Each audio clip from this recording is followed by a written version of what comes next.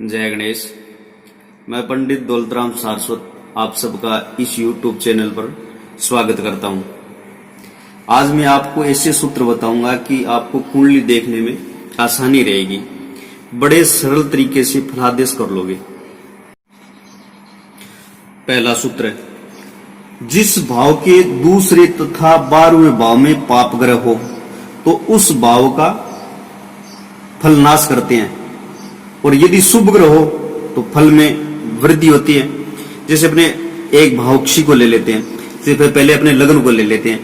लगन से दूसरे भाव में अगर मंगल बैठा है और लगन से 12वें भाव में शनि बैठा है, तो इस भाव में कभी वृद्धि नहीं होने देंगे। लगन में लगन से संबंधित वृद्धि नहीं हो। लगन से क्या क्या देखना चाहिए, लगन से आपको पीछे मैंने बताया कि लगन से जो जो देखना चाहिए, जो लगन से संबंध रखते हैं, उन चीजों में ये वृद्धि नहीं होने देंगे। जैसे मस्तिष्क है, मस्तिष्क में जैसे सर भारी जैसा रहना, शरीर से संबंधित स्वस्थ अस्वस्थ रहना, तो ये अगर इसी भाव के अगर दोनों तरफ कोई शुभ ग्रह बैठ जाए तो इस भाव की वृद्धि हो जाएगी। उदाहरण तौर पर दूसरा भाव ले लेते अपने, तो अगर यहाँ पे मंगल बैठा है और यहाँ पे शनि बैठा है, तो ये भाव खाली है। इन भाव के दोनों तरफ क्रूर ग्रह पाप ग्रह बैठे हैं, तो वाणी में दोष आ गया, कुटुंब परिवार में इसकी बहुत कम बनेगी। इस प्रकार ये दूसरे भाव में जो जो चीजें देखी जाती है उससे संबंधित उस भाव में वृद्धि न होकर हानि होगी। अगर तीसरा भाव ले लेते हैं, तीसरे भाव के दोनों तरफ इधर जैसे मंगल बैठा है और यहां पर अगर शनि बैठ गया,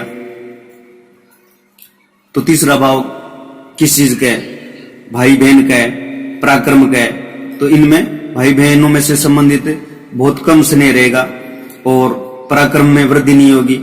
तो ये तीसरा भाव। इसी प्रकार ये चौथा भाव है। इस प्रकार के 12 भाव है। 12 भावों में अगर दोनों तरफ कोई क्रूर पाप ग्रह बैठ जाए तो उस भाव के फल में वृद्धि नहीं होने देंगे। अगर उसी भाव के दोनों तरफ कोई शुभ ग्रह बैठे हो तो उस भाव की वृद्धि होती है। और दूसरा, अगर इस भाव के एक तरफ पाप ग्रह बैठे हैं और दूसरी तरफ शुभ ग्रह बैठे हैं, तो मिश्रित फल हो जाएगा। शुभ अशुभ मिश्रित फल हो जाएगा। दूसरा सूत्र, दूसरे सूत्र से लगभग सभी परिचित है। अगर राहु और केतु के बीच में सभी ग्रह आ जाए तो उसको कालसर्प योग बोलते हैं। जैसे राहु अगर यहां पे बैठा है और केतु यहां पे बैठा है, तो इन्हीं भावों में 5वें, 6ठे, 7वें, 8वें, 9वें भाव में सभी ग्रह आ जाए तो कालसर्प योग होता है। अगर राहु यहाँ पे बैठा है 5वें भाव में, केतु अगर 11वें भाव में बैठा है, 6ठे, 7वें, 8वें, 9वें, 10वें भाव में अगर सभी ग्रह आ जाए तो कालसर्प योग होता है। कई बार क्या होता है कि केतु के साथ में कोई ग्रह बैठा है, अगर केतु 20 डिग्री का है, 20 अंश का है, और कोई भी ग्रह जैसे शुक्र यहां पे बैठा है, अगर ये 10 अंश का है, तो कालसर्प योग पूर्णतः से कालसर्प योग रहेगा। अगर केतु 20 डिग्री का और शुक्र यहां पर 25 डिग्री का चला गया तो आंशिक कालसर्प योग हो जाएगा, क्योंकि ये ग्रह केतु से आगे निकल चुके हैं, दूसरे भाव की तरफ जा रहा है। अगर राहु यहां पे 15 अंश का है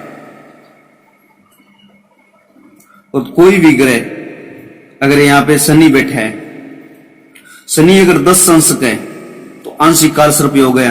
और यही अगर शनि 20 अंश का हो गया, 20 अंश का हो गया, तो पूर्णतः से कालसर्प हो गया, क्योंकि ये अंदर की तरफ आ गया और ये राहु से पहले बाहर था। कई बार आंशिक कालसर्प योग बताए जाते हैं और पूर्णतः से कालसर्प योग बताए जाते हैं। तो इस प्रकार ये राहु की और केतु के बीच में ग्रह आने से कालसर्प योग होता है। और कालसर्प योग से होने वाले नुकसान, जैसे कालसर्प योग में धन की हानि है, दारिद्रता है, राज्य का नाश है, रोग आदि में वृद्धि है, इस प्रकार के ये लक्षण देता है। और कालसर्प योग निवृत्ति के लिए भगवान शंकर की उपासना या रुद्राभिषेक करने से अच्छी तरीके से कालसर्प योग की निवृत्ति हो जाती है। और बहुत से बड़े बड़े लोगों को देखा है मैंने, काफी जितने भी प्रसिद्ध लोग हैं उनके 99% कालसर्प योग मिलेंगे उनकी कुंडली के अंदर, और कालसर्प योग से घबराए नहीं। तीसरा सूत्र,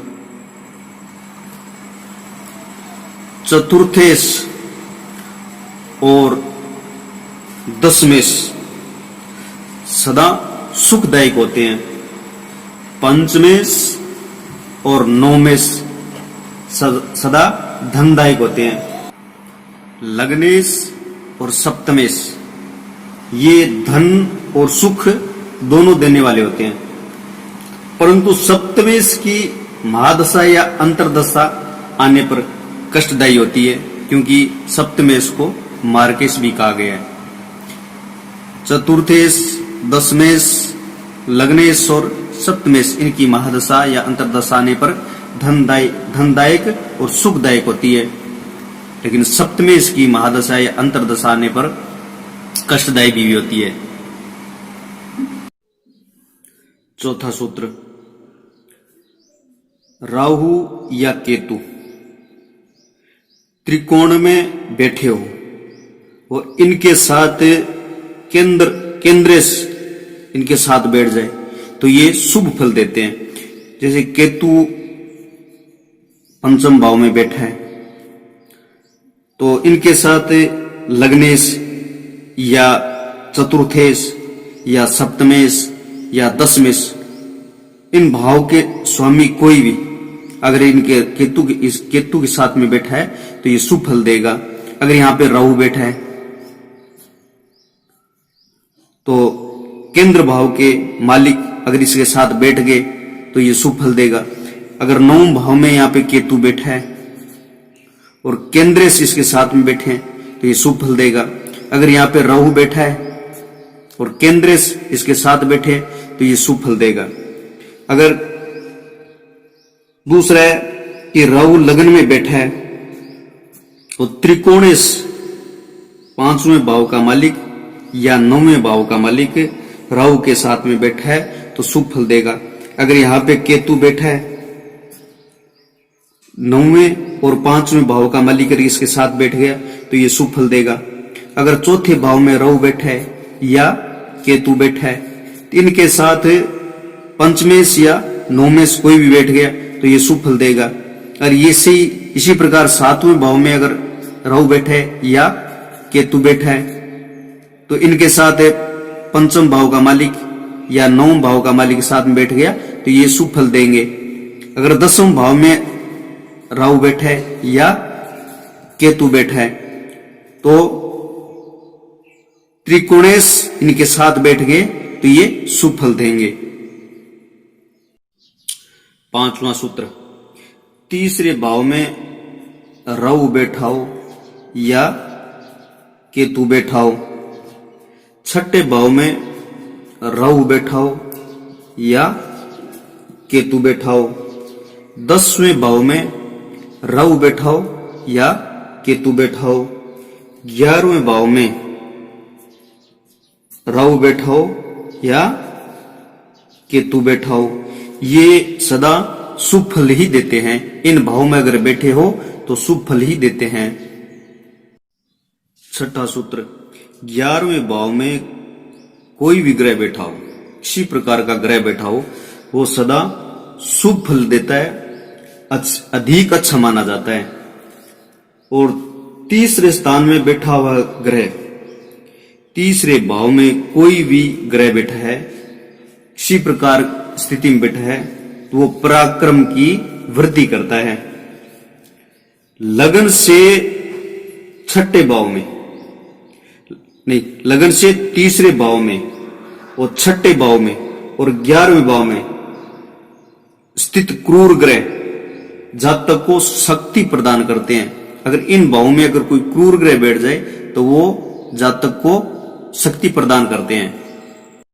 7वां सूत्र, छठे भाव में बैठा हुआ गुरु शत्रुनाशक होता है और 8वें भाव में बैठा हुआ शनि आयु की वृद्धि करता है और 10वें भाव में मंगल बैठा हो तो भाग्य की वृद्धि करता है और 10वें भाव में अगर मंगल बैठ जाए तो कुलदीपक योग भी बनाता है। यदि गुरु दूसरे भाव में, 5वें भाव में, 7वें भाव में अकेला बैठा हो तो उस भाव की वृद्धि नहीं होने देगा, उस भाव का अनिष्ट कारक हो जाएगा, उस भाव को बिगाड़ेगा। 8वां सूत्र, राहु और केतु की एक विशेषता है। राहु जिसे अशुभ फल देता है उसे केतु शुभ फल देता है और इसी प्रकार केतु जिसे अशुभ फल देता है राहु उसे शुभ फल प्रदान करता है।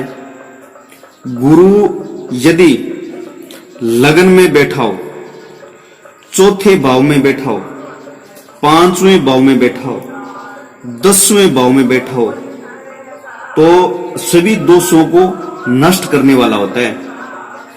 इन स्थानों में अगर गुरु बैठ जाए और कुंडली के अंदर कोई दोष है तो उन दोषों को ये गुरु अकेला इन दोषों को दूर कर देगा। आज हमने कुंडली के कुछ सूत्र बताए। ये जानकारी आपको कैसी लगी इनबॉक्स में आकर अपनी राय जरूर व्यक्त करना और इस चैनल को सब्सक्राइब करना। जय गणेश।